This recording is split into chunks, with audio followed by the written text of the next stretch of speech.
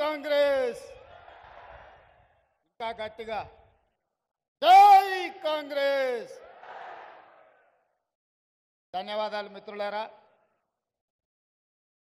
ఈరోజు కీర్తిశేషులు సూదిని జైపాల్ రెడ్డి గారి 5వ వర్ధంతి సందర్భంగా కల్వకుర్తి శాసనసభ నియోజకవర్గంలో మీ అభిమాన నాయకుడు మీ శాసనసభ్యుడు కసిరెడ్డి నారాయణ రెడ్డి గారి అధ్యక్షతన వారి జ్ఞాపకార్థం కొట్ర చౌరస్తాలో వారి విగ్రహావిష్కరణ కార్యక్రమంతో పాటు ఈ కల్వకుర్తి అభివృద్ధి కార్యక్రమాలకు సంబంధించి ఏ విధంగా అయినా ఈ రాష్ట్ర బడ్జెట్ మొత్తాన్ని ఈ కల్వకుర్తి అభివృద్ధి కోసమే రాబట్టుకుందామని మీ శాసనసభ్యులు ప్రయత్నం చేస్తూ నాతో పాటు ఈ కార్యక్రమంలో ఉమ్మడి మహబూబ్ నగర్ జిల్లా ఇన్ఛార్జ్ మంత్రివర్యులు దామోదర్ రాజ నరసింహ గారు, ఉమ్మడి మహబూబ్ నగర్ జిల్లా నుంచి ప్రాతినిధ్యం వహిస్తున్న మన మంత్రివర్యులు జూపల్లి కృష్ణారావు గారు, అదేవిధంగా నాగర్ కర్నూల్ పార్లమెంట్ సభ్యులు డాక్టర్ మల్లు రవి గారు, ఈ వేదిక మీద సిడబ్ల్యూసి మెంబర్ కల్వకుర్తి మాజీ శాసనసభ్యులు మిత్రుడు వంశీచంద్ర రెడ్డి గారు, అదేవిధంగా అచ్చంపేట శాసనసభ్యులు డాక్టర్ వంశీకృష్ణ గారు, జడ్చర్ల శాసనసభ్యులు అనిరుద్ రెడ్డి గారు, మహబూబ్ నగర్ శాసనసభ్యులు ఎన్ఎం శ్రీనివాసరెడ్డి గారు, షాద్నగర్ శాసనసభ్యులు ఈర్లపల్లి శంకర్ గారు, నాగర్ కర్నూల్ శాసనసభ్యులు డాక్టర్ రాజేష్ రెడ్డి గారు,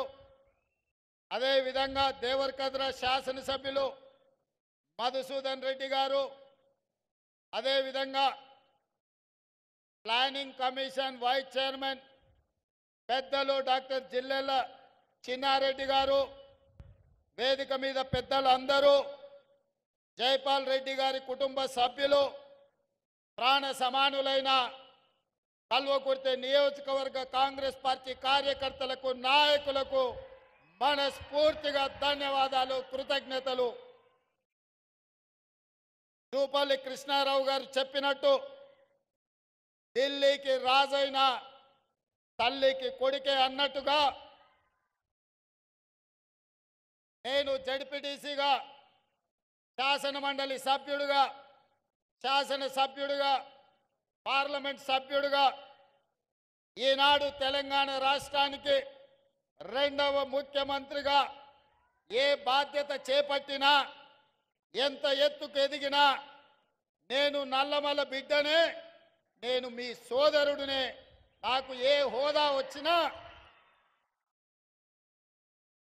నా ఎదుగుదలకు కారణమైన ఈ నల్లమల ప్రాంతాన్ని, ఈ కల్వకుర్తి నియోజకవర్గ ప్రజల్ని నేను ఎప్పటికీ గుర్తుపెట్టుకుంటానని చెప్పి ఈ సందర్భంగా తెలియజేస్తున్నా. మిత్రులారా, జైపాల్ రెడ్డి గారి గురించి మాట్లాడాలి అంటే ఆలోచన చేసి మాట్లాడాల్సి ఉంటుంది.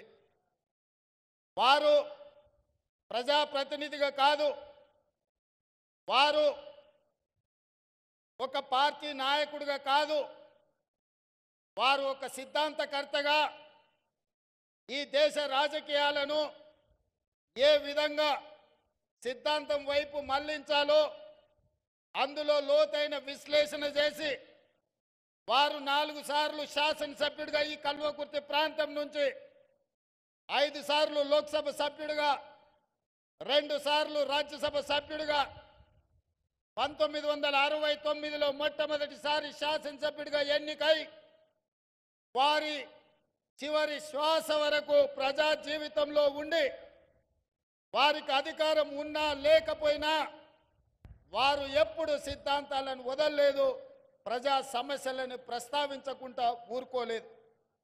చాలామంది నాయకులు పార్టీలు మారినప్పుడు పదవులను దృష్టిలో పెట్టుకొని ఎన్నికల్లో నెగ్గడానికి ఆలోచన చేస్తారు. కానీ విధిలేని పరిస్థితిలో రాజకీయాలలో జరిగిన పరిణామాలను దృష్టిలో పెట్టుకున్నప్పుడు జైపాల్ రెడ్డి గారు తన నిర్ణయాన్ని సిద్ధాంతపరంగా తన నమ్మిన సిద్ధాంతం కోసం గెలిచినా ఓడినా నమ్మిన సిద్ధాంతాన్ని ఆ సిద్ధాంతాన్ని పాటించే రాజకీయ పార్టీలో చేరాలి అని వారు ముందుకు సాగిన ఈ కల్వకుర్తి ప్రాంతం ప్రజా సమస్యల పరిష్కారంలో సిద్ధాంతాల ప్రాతిపదికన రాజకీయాలను చూసింది. ఒక ఎడమ కృష్ణారెడ్డి గారు కావచ్చు, ఒక ద్యాప గోపాల్ రెడ్డి గారు కావచ్చు, ఒక మహేంద్రనాథ్ గారు కావచ్చు, ఉత్తమ పార్లమెంటేరియన్ కీర్తిశేషులు జైపాల్ రెడ్డి గారు కావచ్చు. ఏ రోజు కూడా పదవులతోని వాళ్లకు గౌరవం రాలే, వాళ్ళతోనే పదవులకు వన్నె వచ్చింది, గౌరవం తెచ్చింది. వారు ఆ పదవిలో ఉంటే ఆ పదవి గౌరవమే పెరిగింది తప్ప వాళ్ళ హోదా పెరిగినట్టుగా వాళ్ళు ఎప్పుడు భావించలే. అందుకే మిత్రులారా, అప్పుడప్పుడు కల్వకుర్తి నుంచి నన్ను కలవడానికి వచ్చే సర్పంచులను గ్రామస్థాయి నాయకులతో నేను అంటుంటా, అయా రాజకీయాలను సిద్ధాంతాలను జైపాల్ రెడ్డి గారు మీకు ఎక్కువ నేర్పించిండ్రు, మీరు కల్వకుర్తి స్థాయి కాదు జాతీయ స్థాయి రాజకీయాల గురించి మాట్లాడడంలో దిట్టగా మారినరు. మీతో వాదించి గెలవడం కష్టము, మీరేదన్నా పని అడిగితే చేసి పెడతామని నేను అంటుంటా. అందుకే ఈ ప్రాంతంలో ఉన్న తండాల నుంచి మొదలు పెడితే మారుమూలలో ఉన్న గ్రామ పంచాయతీల సర్పంచుల వరకు రాజకీయాలను విశ్లేషించడంలో ఈ కల్వకుర్తి ప్రజా ప్రతినిధులకు ఒక ప్రత్యేకత ఉన్నది. ఈ ప్రాంతంలో ఈ రోజు కూడా జైపాల్ రెడ్డి గారు మన మధ్యత లేకపోయినా చాలా మంది కలిసినప్పుడు, నన్నే కాదు ఎవరిని కలిసినా, భారత్ జోడోలో రాహుల్ గాంధీ గారిని కలిసినప్పుడు కూడా చాలా మంది గర్వంగా వాళ్ళు రాహుల్ గాంధీ గారికి, సార్ మేము జైపాల్ రెడ్డి గారి అనుచరులము, మేము జైపాల్ రెడ్డి గారి శిష్యులమని గర్వంగా చెప్పుకోవడం నేను చూసిన. వారు నేర్పించిన విలువలు, వారు ప్రజల కోసం పనిచేయాల్సిన విధానాన్ని ఈ కల్వకుర్తి ప్రాంతంలో ప్రజాప్రతినిధుల్లో ఈ రోజు కూడా మనం చూడొచ్చు. అందుకే మిత్రులారా, ఆ మధ్యకాలంలో కాంగ్రెస్ పార్టీ సీనియర్ నాయకులు తెలంగాణ రాష్ట్రం ఇచ్చినా ఎందుకు 2014లో కాంగ్రెస్ పార్టీ అధికారంలోకి రాలేదు అని నన్ను అడిగాను. నేను ఒక విశ్లేషణ చెప్పిన, రాష్ట్రం అయితే ఇచ్చిండ్రు కానీ ఆ రాష్ట్రానికి నాయకత్వం వహించాల్సిన నాయకుడు పేరు తెలంగాణ ప్రజలు మీరు చెప్పకపోవడం వల్ల కాంగ్రెస్ పార్టీ ఒకవేళ అధికారంలోకి వస్తే ఎవరు తెలంగాణ రాష్ట్రానికి మొదటి ముఖ్యమంత్రి అవుతారో ప్రజలకు మీరు చెప్పకపోవడం వల్లనే కాంగ్రెస్ పార్టీకి నష్టం జరిగింది. ఒకవేళ 2014లో ఈ తెలంగాణ రాష్ట్రానికి మొదటి ముఖ్యమంత్రిగా కీర్తిశేషులు జైపాల్ రెడ్డి గారిని ప్రకటించి ఈ కల్వకుర్తి అసెంబ్లీ ఎన్నికల్లో వారు పోటీ చేసి ఉంటే తప్పకుండా 2014లో కాంగ్రెస్ పార్టీ అధికారంలోకి వచ్చి ఉండేది. ఇది పార్టీ విధానపరమైన లోపం ఆ రోజు జరిగింది. వారికి తెలంగాణ ప్రజలు వారికి కృతజ్ఞత తెలుపుకునే అవకాశం ఉండే. ఎందుకు నేను ఈ మాట ఈ వేదిక మీద నుంచి చెప్తున్నా అంటే, ఈ మధ్యకాలంలో 2023 బడ్జెట్ సమావేశాలలో నరేంద్ర మోడీ గారు మాట్లాడుతూ కాంగ్రెస్ పార్టీ తెలంగాణ బిల్లును పార్లమెంటు తలుపులు మూసి లైవ్ కట్ చేసి ఆమోదింపజేసుకున్నారు, తల్లిని చంపి బిడ్డను కాపాడినరు అని నరేంద్ర మోడీ గారు ఒక తీవ్రమైన ఆరోపణ చేసింది. ఆ రోజు పార్లమెంటు తెలంగాణ బిల్లు వచ్చినప్పుడు సభలో గందరగోళం ఏర్పడి తెలంగాణ బిల్లు ఆమోదం కాదేమో అని ఆందోళన చెందుతుంటే సభ వాయిదా పడ్డప్పుడు ఆనాటి స్పీకర్ శ్రీమతి మీరా కుమారి గారికి జైపాల్ రెడ్డి గారు ఒక సూచన చేసిండ్రు. మూడ్ ఆఫ్ ద హౌస్ చూసి తలుపులు మూసి తెలంగాణ బిల్లును ఆమోదింపజేసుకుంటే ఖచ్చితంగా తెలంగాణ రాష్ట్రం ఏర్పడుతుందని జైపాల్ రెడ్డి గారు మీరా కుమారి గారికి చేసిన సూచనను పాటించి పార్లమెంటు తలుపులు మూసి లైవ్లు కట్ చేసి మీరా కుమారి గారు తెలంగాణ రాష్ట్రాన్ని మనకిచ్చింది.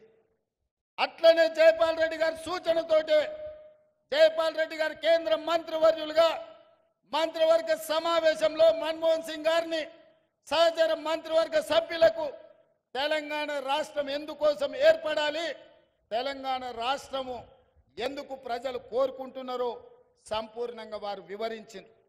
అందుకే కేబినెట్ మొత్తం ఏకగ్రీవంగా ఆమోదం చేసి తెలంగాణ రాష్ట్ర ఏర్పాటును కాంగ్రెస్ పార్టీ చేసింది. కానీ ఆ తర్వాత ఆశించిన ఫలితాలు రాలే. కల్వకుర్తి నియోజకవర్గ ప్రజలు, జైపాల్ రెడ్డి గారి అభిమానులు కల్వకుర్తి ప్రాంతం నుంచి తెలంగాణ రాష్ట్రానికి ముఖ్యమంత్రి అయ్యే అవకాశం చేయి జారిపోయిందని బాధపడ్డారు. కానీ 10 సంవత్సరాల కాలక్రమంలో ఈ ప్రాంతం నుంచి ఒకనాడు కల్వకుర్తి నియోజకవర్గంలో భాగమైన మేడ్చల్ మండలంలో 2006 సంవత్సరంలో మీ అభిమానంతో మీరు గుండెల్లో పెట్టి చూసుకొని మీరు భుజాల మీద మోసి మొట్టమొదటిసారి జిల్లా పరిషత్ మెంబర్గా ఇండిపెండెంట్గా నన్ను గెలిపిస్తే ఆనాడు మేడ్చల్ మండలంలో మీరు నాటిన మొక్క ఈనాడు వృక్షమై తెలంగాణ రాష్ట్రానికి ముఖ్యమంత్రి అయి మీ ముందు నిలబడ్డాడు. ఈ కల్వకుర్తి ప్రాంతం నుంచే మీ బిడ్డ ఈరోజు ఈ తెలంగాణ రాష్ట్రానికి ముఖ్యమంత్రి అయింది. అందుకే మిత్రులారా, మా నారాయణ రెడ్డి గారు అడిగినారు, వారు ఎకరు పెట్టిన అభివృద్ధి కార్యక్రమాలను చూస్తే బట్టి విక్రమార్క గారు ప్రవేశపెట్టిన 2,91,000 కోట్లు నేను కల్వకుర్తికే ఇచ్చిపోవాల్సి వస్తుంది. మిగతా 118 నియోజకవర్గాలకు ఇవ్వడానికి కూడా నా దగ్గర ఏముండదు. అయినా మీ సోదరుడిగా మీ బిడ్డగా ఆనాడు ఇదే మైదానంలో నేను రాహుల్ గాంధీ గారు వచ్చి ఒక మాట చెప్పిన మా మిత్రుడు వంశీచంద్రెడ్డి గారు సాక్షిగా, నారాయణ రెడ్డిని మీరు గెలిపించండి, ఈ కల్వకుర్తికి ఒక్కరు కాదు 2 శాసనసభ్యులు ఉంటారు, ఒకటి నారాయణ రెడ్డి అయితే రెండవది రేవంత్ రెడ్డి, ఈ ప్రాంతాన్ని అభివృద్ధి చేస్తా అని ఇదే మైదానంలో ఇక్కడి నుంచే మీకు మాట ఇచ్చిన. ఒక్కసారి కాంగ్రెస్ పార్టీ మాట ఇస్తే మాట నిలబెట్టుకోవడానికి ఎంత దూరమైనా వెళ్తుంది. అందుకే ఈరోజు ఈ వేదిక మీద నుంచి ఈ కల్వకుర్తి శాసనసభ నియోజకవర్గంలో 100 పడకల ఆసుపత్రిని మంజూరు చేసి ఈ ప్రాంత పేదలకు ప్రభుత్వ వైద్యాన్ని అందించే బాధ్యత రాష్ట్ర ప్రభుత్వం తీసుకుంటుంది. అదేవిధంగా R&B రోడ్ల కోసం నారాయణ రెడ్డి గారు అడిగినరు, రోడ్ల వివరాలు మళ్ళీ ఇస్తా. 180 కోట్ల రూపాయలతోటి R&B గెస్ట్ హౌస్ తో పాటు R&B రోడ్ల 180 కోట్ల రూపాయలు ఇవాళ ఈ కల్వకుర్తి శాసనసభ నియోజకవర్గానికి మంజూరు చేస్తామని చెప్పి నేను ఈ సందర్భంగా తెలియజేస్తున్నా. అదేవిధంగా ఈ ప్రాంతంలో నిరుద్యోగ యువకులు ఎక్కువ అటు మాడుగులు కావచ్చు, ఆమన్గల్ కావచ్చు, కడతాలు కావచ్చు, తలకొండపల్లి కావచ్చు, వెల్దండ కావచ్చు, కల్వకుర్తి కావచ్చు, బొంగూరు ప్రాంతం కావచ్చు, మిడ్చల్ ప్రాంతం కావచ్చు, ఈ ప్రాంతంలో చైతన్యం ఉన్నది. చైతన్యవంతమైన యువకులకు నిరుద్యోగ సమస్య ఉన్నది. ఆ నిరుద్యోగ సమస్యను పరిష్కరించడానికి నేషనల్ అకాడమీ ఆఫ్ కన్స్ట్రక్షన్ నుంచి ఒక స్కిల్ సెంటర్ ని ఆమన్గల్లో ఇచ్చి 10 కోట్ల రూపాయలతోటి తక్షణమే పనులను ప్రారంభించే మంజూరు ఈ వేదిక మీద నుంచి మీకందరికీ ఇస్తున్నాం. అదేవిధంగా ఆమన్గల్లో డిగ్రీ కాలేజ్ బిల్డింగ్ లేదు, జూనియర్ కాలేజ్ బిల్డింగ్ లేదని మా శాసనసభ్యులు చెప్పిండ్రు. దానికి ఎంత ఖర్చైనా తక్షణమే వాటికి మంజూరు చేసే బాధ్యత ఈ ప్రభుత్వం తీసుకుంటుంది అని చెప్పి నేను ఈ సందర్భంగా తెలియజేస్తున్నా. అదేవిధంగా వివిధ ప్రాంతాలకు సంబంధించిన హై లెవెల్ బ్రిడ్జెస్ గురించి నారాయణ రెడ్డి గారు అడిగినారు. కల్వకుర్తి శాసనసభ నియోజకవర్గంలో 5 హై లెవెల్ బ్రిడ్జిలు 15 కోట్ల రూపాయలతో మంజూరు చేసి మీ సమస్యల్ని పరిష్కరించే బాధ్యత ఈరోజు కాంగ్రెస్ పార్టీ తీసుకుంటుంది. అదేవిధంగా మాడుగుల మండలం జైపాల్ రెడ్డి గారి సొంత గ్రామం. అందుకే మాడుగుల మండలానికి మండల కేంద్రంలో అండర్ గ్రౌండ్ డ్రైనేజ్ మొత్తం మాడుగుల గ్రామంలో అండర్ గ్రౌండ్ డ్రైనేజ్ ఇచ్చే బాధ్యత కాంగ్రెస్ పార్టీ తీసుకుంటుంది, ఎన్ని నిధులైనా సరే. అదేవిధంగా మాడుగుల మండలంలో ఎడ్యుకేషనల్ ఇన్స్టిట్యూట్స్, గ్రామస్థాయి పాఠశాలల్లో కనీస వసతులు లేవు. అందుకే మాడుగుల మండలంలో ఉన్న ప్రభుత్వ పాఠశాలలో కనీస వసతులను మెరుగుపరచడానికి ఒక్క మాడుగుల మండలానికి 10 కోట్ల రూపాయలను మంజూరు చేసి మాడుగుల్లో చదువుకునే పేదల పిల్లలకు ఖచ్చితంగా సహాయాన్ని అందించే బాధ్యత కాంగ్రెస్ పార్టీ తీసుకుంటుంది. అదేవిధంగా పంచాయతీరాజ్ రోడ్లు ఇంతకుముందే రవీంద్ర నాయక్ మాజీ పార్లమెంట్ సభ్యులు వచ్చి నాకు ఒక మాట చెప్పారు.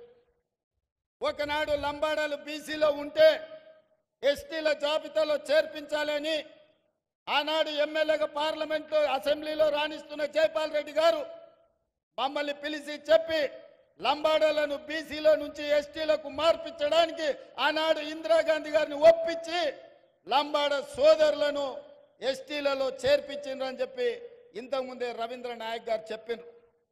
అందుకే ఈ వేదిక మీద నుంచి కల్వకుర్తి శాసనసభ నియోజకవర్గంలో ఉన్న అన్ని తండాలు గ్రామ పంచాయతీలుగా మారిన అన్ని తండాలకు తప్పకుండా మీ మండల కేంద్రానికి బీటీ రోడ్లు వేసే బాధ్యత, తండాలను అభివృద్ధి చేసే బాధ్యత ఈరోజు ఈ వేదిక మీద నుంచి తెలంగాణ రాష్ట్ర ప్రభుత్వం తీసుకుంటుంది. ఎన్ని కోట్ల రూపాయలైనా కూడా ఖర్చు పెట్టి తప్పకుండా ఈ కార్యక్రమాన్ని చేస్తుంది. అందుకే మిత్రులారా, కల్వకుర్తి శాసనసభలో ఉన్న అన్ని గ్రామ పంచాయతీల నుంచి మండల కేంద్రానికి బీటీ రోడ్లు వేసే బాధ్యత కాంగ్రెస్ పార్టీ తీసుకుంటుంది.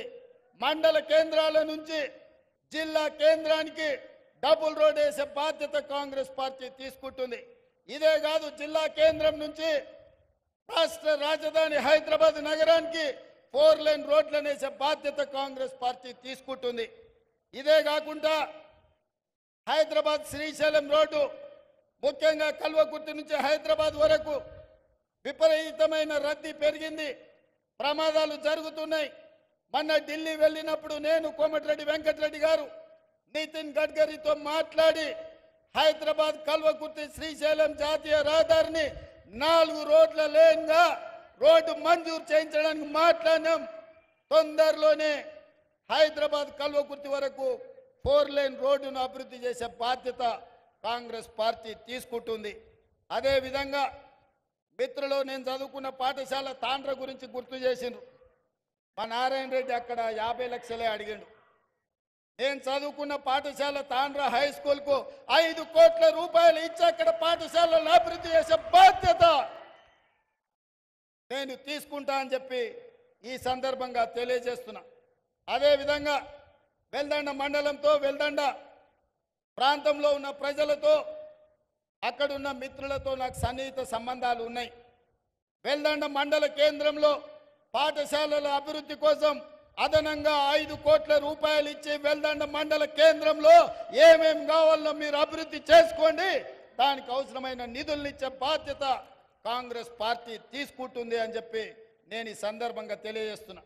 అదేవిధంగా స్కిల్ యూనివర్సిటీ, మా నారాయణ రెడ్డి మెడికల్ కాలేజ్ ఇక్కడనే అడుగుతుండు, ఇంజనీరింగ్ కాలేజ్ ఇక్కడనే అడుగుతుండు, పాలిటెక్నిక్ కాలేజ్ ఇక్కడనే అడుగుతుండు, స్కిల్ యూనివర్సిటీ ఇక్కడనే అడుగుతుండు. కొన్నిటికి ఫీజిబిలిటీ కూడా మనం చూసుకోవాలి ఉంటుంది. అందుకే నారాయణ రెడ్డి గారి కోరిక, నా కోరిక కొంచెం అటు ఇటుగా సమన్వయం చేసి ముచ్చర్ల ప్రాంతంలో ఆగస్టు 1వ తారీఖు నాడు యంగ్ ఇండియా స్కిల్ యూనివర్సిటీని ప్రారంభించబోతున్నాం.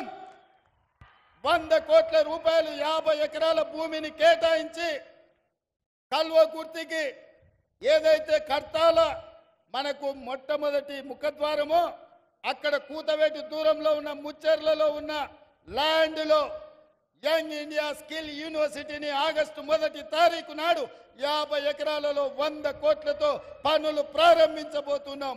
ఆ స్కిల్ యూనివర్సిటీ మన ప్రాంతం యొక్క యువకుల భవిష్యత్తును తీర్చిదిద్దబోతుంది.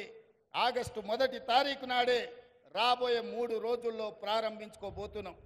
చివరగా ఒక్క మాట చెప్పదలుచుకున్నా. ఎన్నికల్లో శ్రీమతి సోనియా గాంధీ గారు రాజీవ్ గాంధీ ప్రాంగణం తుక్కుగూడ రంగారెడ్డి జిల్లాలో సెప్టెంబర్ 17, 2023 నాడు 6 గ్యారెంటీలను ఇవ్వడం జరిగింది. నేను ఆ రోజే చెప్పిన 2004లో శ్రీమతి సోనియా గాంధీ గారు తెలంగాణ రాష్ట్ర పర్యటనకు వచ్చినప్పుడు కరీంనగర్లో తెలంగాణ 4 కోట్ల ప్రజల యొక్క ఆకాంక్ష, తెలంగాణ రాష్ట్రం గురించి, తెలంగాణ ప్రజల గుండె చప్పుడు గురించి నాకు తెలుసు. తప్పకుండా మీ ఆకాంక్ష నెరవేరుతుందని వారు మాట ఇచ్చింది. ఆ మాట నిలబెట్టుకోవడానికి ఎన్ని ఒడిదుడుకులు వచ్చినా, ఎన్ని అడ్డంకులు వచ్చినా, తెలంగాణ రాష్ట్రం ఇస్తే ఆంధ్రప్రదేశ్లో పార్టీ ఉనికి కోల్పోయి, కేంద్రంలో అధికారం కోల్పోయి, తెలంగాణ రాష్ట్రంలో ఒడిదుడుకులను ఎదుర్కొన్న సోనియా గాంధీ గారు ఇచ్చిన మాట నిలబెట్టుకోవడానికి మాట తప్పని మడమ తిప్పని నాయకురాలుగా 2004లో తెలంగాణ రాష్ట్రం ఇస్తా అని 2014లో రాష్ట్రం ఇచ్చిండ్రు. మరి అలాంటి నాయకురాలు తుక్కుగూడ రంగారెడ్డి జిల్లాలో 6 గ్యారెంటీలను ఇస్తే ఆమె వారసులుగా, కాంగ్రెస్ పార్టీ అధ్యక్షుడిగా, మీ బిడ్డగా 6 గ్యారెంటీలను అమలు చేసే బాధ్యత నాది. అందుకే ఈరోజు ఆడబిడ్డలకు ఆర్టీసీలో ఉచిత ప్రయాణం ఇచ్చి 2500 కోట్ల రూపాయలు ఆర్టీసీకి చెల్లించినాం. రాజీవ్ ఆరోగ్యశ్రీని 5 లక్షల నుంచి 10 లక్షలకు పెంచినాం. పేదవాడు నిలవడానికి నీడ, ఊర్లో ఆత్మగౌరవం ఇందిరమ్మ ఇల్లు, 4.5 లక్షల ఇండ్లను పేదవాళ్లకు 10,000 కోట్లతో మంజూరు చేసి ఇవాళ పేదవాళ్లను ఆదుకునే ఇందిరమ్మ ఇళ్లను మంజూరు చేసినాం. ఇవాళ 500 రూపాయలకి ఆడబిడ్డలకి ఇంటి దగ్గర ఇచ్చి ఆడబిడ్డల కన్నీళ్లు దూర్చే బాధ్యత ఇవాళ ఈ ప్రభుత్వం తీసుకున్నది. ఇదే కాదు, వ్యవసాయానికి ఉచిత కరెంట, భూమి లేని పేదల సంగతి మీరు పట్టించుకోరాని పాదయాత్ర సందర్భంగా అచ్చంపేట నుంచి హైదరాబాద్ వరకు నేను పాదయాత్ర చేసినప్పుడు పేదలు వచ్చి నాకు చెప్పినారు. అందుకే ఈనాడు ప్రతి పేదవాడి ఇంట్లో 200 యూనిట్లు ఉచితంగా విద్యుత్తును ఇచ్చి పేదవాడి ఇంటిలో వెలుగుల్ని చూడాలన్న ఆలోచన ఇవాళ మన ప్రభుత్వం చేస్తున్నది, అమలు చేసి తీరుతున్నది. అదేవిధంగా మిత్రులారా, రైతు రుణ మాఫీ పార్లమెంటు ఎన్నికల్లో ఓ సన్నాసి దూలం లెక్క పెరిగిండు కానీ దూడకున్న బుద్ధి కూడా లేదు. సవాలు విసిరిండు, నువ్వు 2 లక్షల రూపాయల రుణమాఫీ చేసి చూడు అని. నేను చెప్పిన ఆగస్టు నెలలో తప్పకుండా 2 లక్షల రూపాయల రైతు రుణమాఫీ చేసి రైతుల రుణం తీర్చుకుంటా అని సవాలు విసిరి ఆగస్టు రాకంటే ముందే 1,00,000 రూపాయల రైతు రుణమాఫీ చేసి పేదవాళ్ళ ఖాతాలో 6,093 కోట్ల రూపాయలు ఇప్పటికే చేసిన. ఈ రోజు ఈ వేదిక మీద నుంచి తెలంగాణ రాష్ట్రంలో ఉన్న లక్షలాది మంది రైతాంగానికి నేను మాట ఇస్తున్నా, జూలై 31 తారీఖు దాటకంటే ముందే 1,50,000 రూపాయలు ఉన్న ప్రతి రైతుకు మళ్ళీ రెండో విడత ఖచ్చితంగా 30 తారీఖు జూలై దాటకంటే ముందే 1,50,000 రూపాయల మీ బాకీని చెల్లించి రైతు రుణం తీర్చుకుంటా అని చెప్పి ఈ కల్వకుర్తి గడ్డ మీద నుంచి నేను మాట ఇస్తున్నా. ఇదే కాదు, 2 తారీఖు నుంచి 14 తారీఖు వరకు నేను విదేశీ పర్యటనకు వెళ్తున్నా. వచ్చిన ఎంబడే 2 లక్షల రూపాయల వరకు రైతులకు ఉన్న రుణాలను మొత్తాన్ని ఆగస్టు నెలలో పూర్తి చేసి మీకు ఇచ్చిన మాట నిలబెట్టుకొని తెలంగాణ రైతాంగం యొక్క రుణం తీర్చి మీ రుణము తీర్చుకునే బాధ్యత ఇచ్చినందుకు మీకు కృతజ్ఞత చెప్పుకునే అవకాశం ఆగస్టు నెలలో నేను తీసుకుంటాను తెలియజేస్తున్నా. అందుకే మిత్రులారా, ఇవాళ కేటీఆర్, కేసీఆర్, హరీష్ రావు మాట్లాడుతున్నారు. కాంగ్రెస్ వచ్చింది, ఇవాళ పేదలకు కష్టాలు వచ్చినాయి. నేను చెప్పదలుచుకున్నా, పేదలకు ఎవరికి కష్టాలు రాలే, మీ కుటుంబానికే కష్టాలు వచ్చినాయి. ఆ కష్టాలను కప్పిపుచ్చుకోవడానికి పేదల మీద నెట్టే ప్రయత్నం చేస్తున్నాడు. మన అసెంబ్లీలో మాట్లాడుతూ నేను కొన్ని ప్రశ్నలు అడిగి ప్రతిపక్ష నాయకుడు రావాలి అని సూచన చేస్తే కేటీఆర్ అన్నాడు, ఆయన రాడు, మేమే వస్తాం, బావా బామార్దులమే సమాధానం చెప్తామని. టీవీలో చూసినట్టున్నాడు. 24 తారీఖు నాడు కేటీఆర్ మాట్లాడింది. 25 తారీఖు నాడు పొద్దున్నే 12 గంటలకు అసెంబ్లీ ఉంటే 11:30కి వచ్చి కూర్చున్నాడు కేసీఆర్. వీడు తిక్కలోడు, అసలే తిరణాలకు పోతే ఎక్కడానికి దిగడానికి సరిపోయింది అన్నట్ల వీడు ఏం చేసి వస్తాడో, వీడికి చేతికిస్తే ఇది ఎక్కడ పోతా అని వచ్చి పొద్దున్నే అసెంబ్లీలో కూర్చున్నాడు. అంటే కొడుకేమో రాడంటాడు, తండ్రి ఏమో పొద్దున్నే వచ్చి కూర్చుంటాడు. అంటే ఇవాళ వాళ్ళ మధ్యలో సమన్వయం లేదు. అధికారం కోల్పోయిన బాధ కొట్టొచ్చినట్టు కనిపిస్తుంది. అదే కాకుండా మన ఆయన మేడిగడ్డ గోదావరి ప్రాజెక్టులను పరిశీలించడానికి పోయిండు. మా దగ్గర బాలయ్య అనే డ్రైవర్ ఉంటాడు. వాళ్ళ కొడుకు అక్కడ ఇక్కడ హడావిడిగా తిరుగుతున్నాడు. వాడు 10వ తరగతి పాస్ అయింది, కానీ వాడికి ఏందో ఈ తిరుగుళ్ళు అలవాటు. ఊరికే టీవీ చూస్తున్నాడు. కేటీఆర్ ఉన్నాడా సార్ అంటుండు. ఎందుకురా అంటే, సార్ కేటీఆర్ గారికి సెల్ఫీలు దిగుడు, సెల్ఫీ డబ్బా కొట్టుకున్నాడు అలవాటు. అసెంబ్లీలో నోరు జారుతాడు. ఆడ మేడిగడ్డ గోదావరి జిల్లాల కాలు జారిండు అనుకో, అండ్లబడి కొట్టుకపోతే ఈ తెలంగాణ రాష్ట్రంలో ప్రజల్ని వంచినందుకు 2023లో ప్రభుత్వానికి రాకుండా ఓడగొట్టిండ్రు. బుద్ధి మారక, అహంకారం తగ్గక అల్పం మాటలు మాట్లాడుతుంటే పార్లమెంటులో గుండు 0 ఇచ్చిండ్రు టీఆర్ఎస్కు. ఇప్పటికి కూడా వాళ్ళ బుద్ధి మారలే. ప్రభుత్వం చేస్తున్న సంక్షేమ కార్యక్రమాలకు, ప్రభుత్వం తీసుకుంటున్న నిర్ణయాలకు సంపూర్ణంగా సహకరించి ప్రతిపక్ష పాత్ర పోషించి ఈ ప్రభుత్వానికి సూచనలు ఇస్తే కనీసం పంచాయతీ ఎన్నికల్లో ఏమైనా వస్తుండే. కానీ ఇప్పుడు పంచాయతీ ఎన్నికలలో కూడా వాళ్ళకు వచ్చే అవకాశం లేదు. ఇక్కడున్న వేదిక మీద ఉన్న మా నాయకులకు నేను ఒక మాట చెప్పదలుచుకున్నా. ఇక్కడున్న మా కార్యకర్తలకు అసెంబ్లీ ఎన్నికలు అయిపోయినాయి, పార్లమెంట్ ఎన్నికలు అయిపోయినాయి, నాయకుల ఎన్నికలు అయిపోయినాయి. ఇప్పుడు రాబోయేది sarpanch, MPTC, ZPTC, municipal councillor ఎన్నికలు. అంటే కార్యకర్తల ఎన్నికలు. కార్యకర్తల ఎన్నికల కోసం ఈ వేదిక మీద ఉన్న నాయకులు నాతో సహా గ్రామాలు తిరిగి, తండాలలో, గూడాలలో, మారుమూల పల్లెల్లో తిరిగి కాంగ్రెస్ జెండా మోచిన మిమ్మల్ని ప్రజా ప్రతినిధులుగా గెలిపించుకునే బాధ్యత మాది. నాయకుల ఎన్నికలు అయిపోతే నాయకులను, కార్యకర్తలను మర్చిపోతారు. కానీ నేను నాయకుడిని కాదు, కార్యకర్తల కోసం కష్టపడేవాడిని. కార్యకర్తల్ని ప్రజా ప్రతినిధులుగా గెలిపించి సంక్షేమంలో, అభివృద్ధిలో కార్యకర్తలను భాగస్వాములను చేసినప్పుడే కాంగ్రెస్ పార్టీ బలంగా ఉంటుందని నేను విశ్వసిస్తున్నా.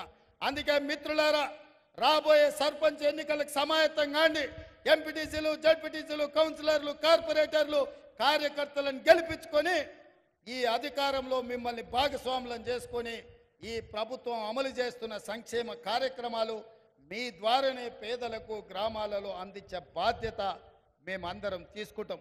అందుకే మిత్రులారా, కల్వకుర్తి ప్రాంత అభివృద్ధి కోసం ఈరోజు మీ ఎమ్మెల్యే నారాయణ రెడ్డి గారు ఏర్పాటు చేసిన ఈ సభకు మీరందరూ వచ్చేసి కల్వకుర్తి అభివృద్ధిలో భాగస్వాములై జైపాల్ రెడ్డి గారి గుర్తింపు, గౌరవాన్ని పెంచడానికి ఈరోజు ప్రతి ఒక్కరు ఎవరెవరైతే కృషి చేసిండ్రో, ఈరోజు జైపాల్ రెడ్డి గారి విగ్రహావిష్కరణ కొట్ర చౌరస్తాలో ఉండబోతుంది. కార్యక్రమం తర్వాత అక్కడికి వెళ్తున్నాం.